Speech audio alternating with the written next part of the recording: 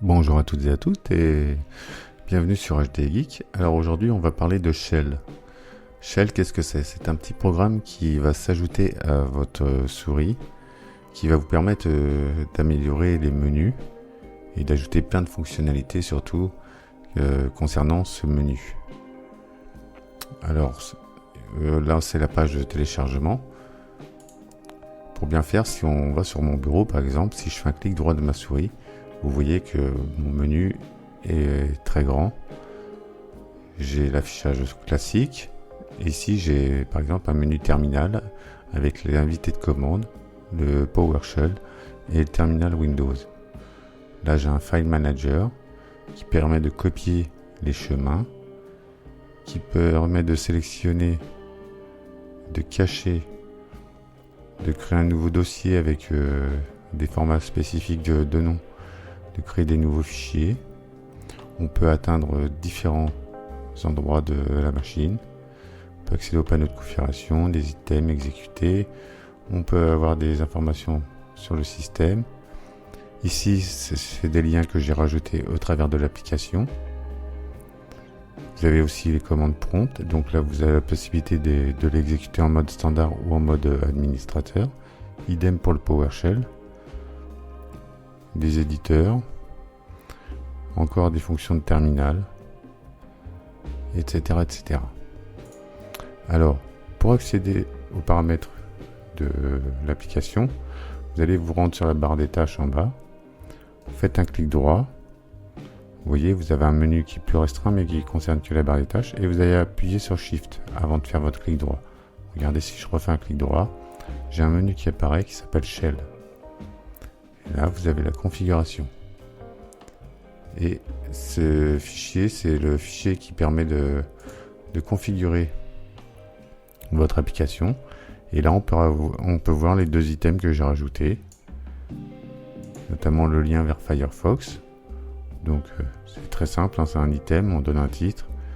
L'image, on recherche au point .exe. Et ça peut être un lien vers une autre image. Le lien commande qui permet d'exécuter l'exécutable.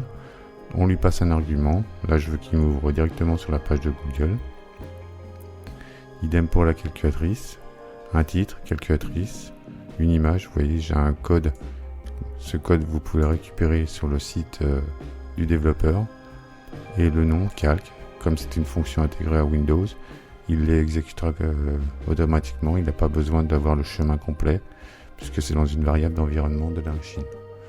Et après, il y a plein d'autres personnalisations possibles avec des commandes. Et ça, je laisserai la place aux développeurs de s'amuser avec ça.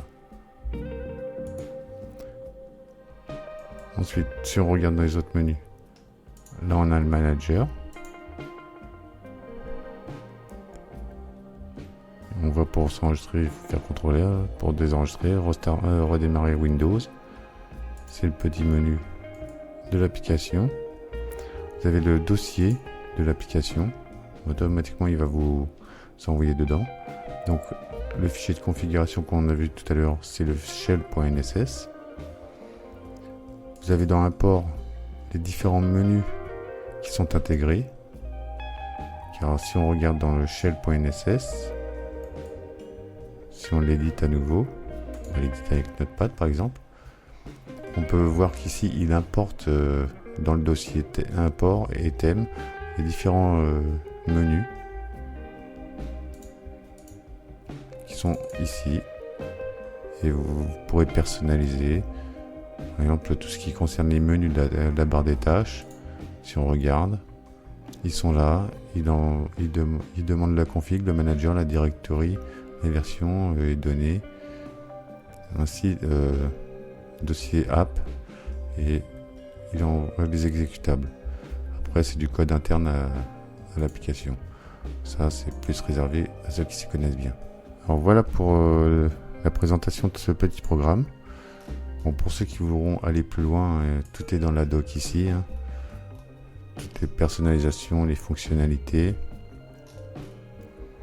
L'installation très simple, hein. Vous avez une installation normale, portable. Vous parlez des managers de paquets.